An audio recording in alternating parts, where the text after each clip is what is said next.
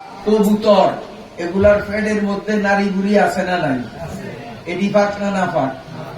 এখন অনেকে করে কি জানেন, ওই জবা করিয়াই গরম পানির মধ্যে চুবায় যারা ব্রয়লার খান বাজারে।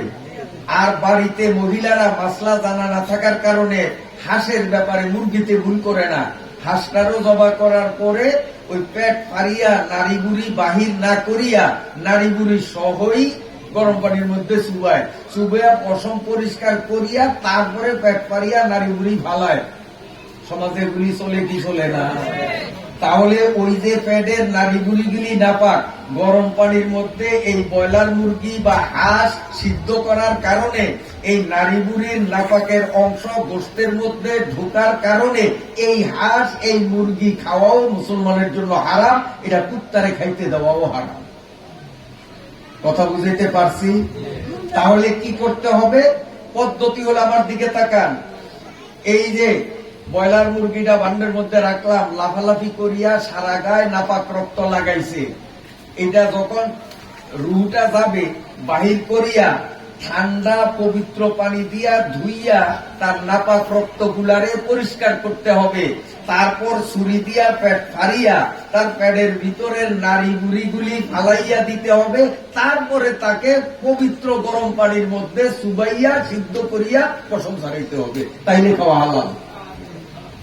কথা বুঝাইতে পারছি?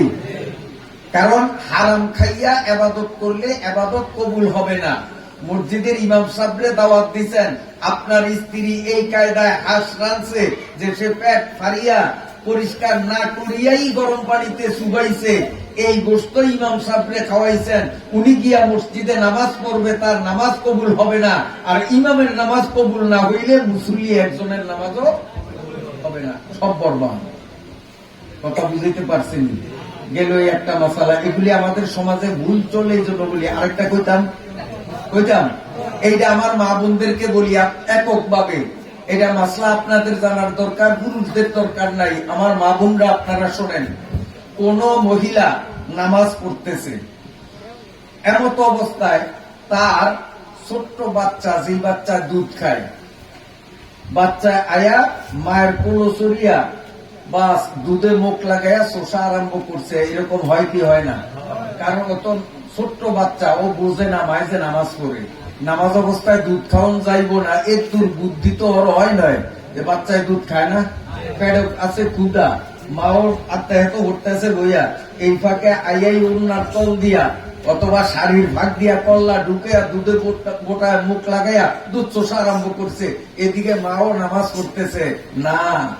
আমার মায়েরা ভালো করিয়া শোনেন, নামাজরত মহিলার বাচ্চা দুধে মুখ লাগাইয়া শোষণ দিয়া এক ফোঁটা দুধ যদি বাহির করে সঙ্গে সঙ্গে ওই মহিলার নামাজ ভাঙ্গিয়া যায়, উজু ভাঙ্গে না। কথা বুঝাইতে পারছেন? উজু ভাঙ্গে না, উজু ঠিক থাকে। কি ভাঙ্গে? এই জন্য আমার মায়েরা বাচ্চায় দুধ শোষণ দিলেই নামাজের নিয়ত ছাড়িয়া দিবেন, ওই নামাজ আবার বাচ্চাদের দুধ টুধ খাওয়াইয়া শান্ত করিয়া নতুন করিয়া আবার নামাজ পড়বেন। আপনি এই নামাজ চালাইয়া গেলে এই নামাজ কিন্তু হবে না। পরিষ্কার কথা বুঝে আইছে? সবার বুঝে আসছে? আরেকটা কইতাম, আরো একটা ভুল আমাদের সমাজে একটা পাইকারি ভাবে চলে, কইতাম নি আবার আলোচনা কোনো বিষয় ভিত্তিক না, ওয়াজও না, কিছু ভুল সংশোধন করতেছি। নিয়ত আছে আইসি অনেক দূরের থেকে, ওয়াজ কিছু করবো, কিন্তু এখন খোলা নাই, রাইত বেশি, এত রাইতে ওয়াজের টাইম নেই। আচ্ছা, যেদি কই এডি ওয়াজের তো দরকার বেশি না কম? আরো লক্ষ গুণ বেশি। সারা রাত ওয়াজ শুনলে যেই সোয়াব, এই যে আমি কতটি মাসলা কইলাম, একটা মাসলা কোয়ার লগে লগে আমিও 1000 রাকাত নামাজের সোয়াব পাইছি, আপনারও 1000। মাসলা কতটি কইছি হিসাব করছেন নি? আসমুরগির ডি কইলাম, তারপরে শুক্রবারের মাসলা কইলাম, তারপরে আপনার মহিলাকে ওই বাচ্চায় দুধ খাওয়ার মাসালা কইলাম, 3টা কইলাম মাসালা। এক একটা মাসালায় 1000 রাকাত নামাজ, তাইলে 3000 রাকাত নামাজের শর্ত ভাই এই গেছি। আরো কয়েক হাজার রাকাত নামাজ একটু কামাই করলে কেমন হয়? আপনার খারাপ হয়েছে, বুঝলে ভালো হয়। খারে থাকলে দেখতে খারাপ, জায়গা আছে তো বই উক্ক কি বলছে, আরে কপাল কত ভালো জায়গা আছে, আর আমি বইবো, এমনি বইও বইও না বইও, খারাপ বইয়ে থাকলে মাদারিস করবো। আমি বেশি লম্বা কথা কমু না, ওইটাম আরেকটা। এই পথে ঘাটে অনেক সময় টিয়া পাওয়া যায়, আপনার দেশে পাওয়া যায় না মনে হয়? হ্যাঁ, ভালো করিয়া শোনেন, পথে ঘাটে যদি কোনো জিনিস পাওয়া যায় কি করবেন, এই মাসালা অনেকের জানা নেই। করে কি, 100 টাকার একটা নোট পাইছে, ভাইয়া আস্তে টেয়াগারে বাস করিয়া মসজিদের দান বাক্সের মধ্যে দিয়ে দেয়। আমি নিজে চৌকে দেখছি, এই জন্য কই, আমি নিজে দেখছি। অসৎ যেগুলি সেগুলি তো মনে করে পাইছি 100 টাকা বাগারার যায়, তারপরে খামু কিছু। আর যারা একটু নিজের সৎ মনে করে যে পরের হোক আমি খামু পাইছি, এটা মানে জানি না কে, যা আল্লাহর ঘরও দিয়া দেয়, মসজিদ ঘরও দিয়া দেয়, হারাম। পথে পাওনা টাকা মসজিদের দান বাক্সতে দেওয়া হারাম, হারাম, হারাম, হারাম। দিতে পারবেন না তো করবেন যে কি করব, তাহলে এটা ধরন দরকার নাই, না ধরতে হইব। কারণ আপনি যদি না ধরেন, আপনার পিছন দিয়ে অসৎ আরেকজন আইব, হে ধরবো, খেয়ে ফেলাইব। এই জন্য আপনার ধরা লাগবে। তো ধরিয়া কি করবেন, দেখতে হবে আপনি যেটা পাইছেন এটা কি মূল্যবান জিনিস না মূল্যহীন জিনিস। 2 টাকার একটা নোট, এটা মূল্যহীন, হইরে রে খরচ দিলেও নেয় না, নেনিও। 5 টাকা দিলে ময়ের দিকে চায়। আমি দিচ্ছি বলাই যে ঠাক্কা করে রেন, 5 টাকা দিলে ময়ের দিকে চায়। 2 টাকার কোন দাম আছে? এবং 2 টাকা মত পাইছেন, তাইলে এইটা বুঝা যাবে যে এটার দাম নাই, মালিক এটা টোকাই তো আইব না। এইটার হইলো এক মাসলা। আর আরেকটা হলো 500 টাকার একটা নোট পাইছেন, এটারও দাম নাই মনে হয়, মালিক এটা টইব না, না টইব, তাইলে এটার দাম আছে। 2 টিয়া পাইলে মাসলা একরকম, 500 টাকা 1000 টাকা পাইলে মাসলা আরেক রকম। কেমন?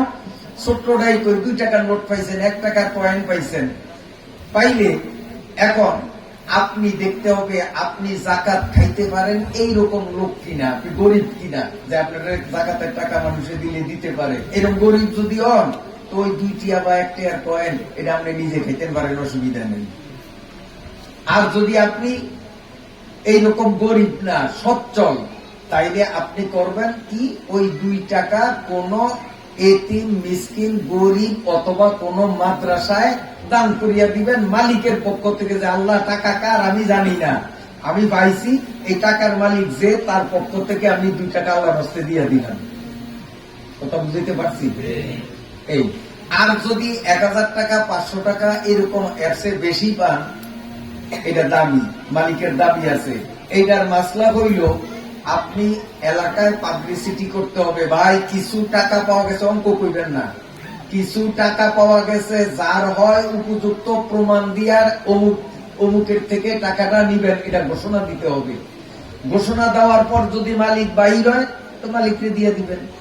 আর দেখা যায় ঘোষণা দিতে দিতে দিতে দিতে এখন আপনি নিশ্চিত যে না, এটার মালিক পাওয়া যাবে না। মনে করেন বেটার বাড়ি ঢাকা, 1000 টাকা এম হারাইয়া সে ঢাকা গেছে, জীবনে আর হয়তো বলো আইব না, মালিক পাওয়ার সম্ভাবনা আছে? মালিক পাওয়ার সম্ভাবনা নাই। আপনি ঘোষণা দেওয়ার পরেও দেখলেন যে না, কেউ টাকা দাবি করতে আসে না, শরীয়তের মাসলা হইল তখন আপনি যদি জাকাত খাওয়ার উপযোগী গরিব হইয়া থাকেন, তাহলে আপনি নিজে ওই টাকা এখন খাইতে পারবেন, যে আর মালিক পাওয়া যাইব না। আর যদি আপনি ধনী হন তাহলে নিজে এই টাকা খাইতে পারবেন না। আপনি যে কোনো গরিব, মিসকিন, অসহায় অথবা মাদ্রাসায় এটাকে দান করতে পারবেন। কোন মসজিদে পাওনা টাকা দান করার অনুমতি ইসলামী শরীয়তে নাই, অথচ আমাদের দেশের মানুষের পাওনা টাকা মসজিদের বাক্স তোলে, হারাম। কথা পরিষ্কার বুঝাইতে পারছিনি? আমি যে কথাগুলি বলছি আন্দাজ যে কথা বলি নাই, শোনা কথা বলি নাই, প্রত্যেকটা দলিল আছে, কোন কিতাবের কত নম্বর খণ্ড, কত নম্বর পৃষ্ঠা আমার কাছে লেখা আছে, আমি এখনো চাইলে দেখাইতে পারবো, আন্দাজ যে কথা বলি না।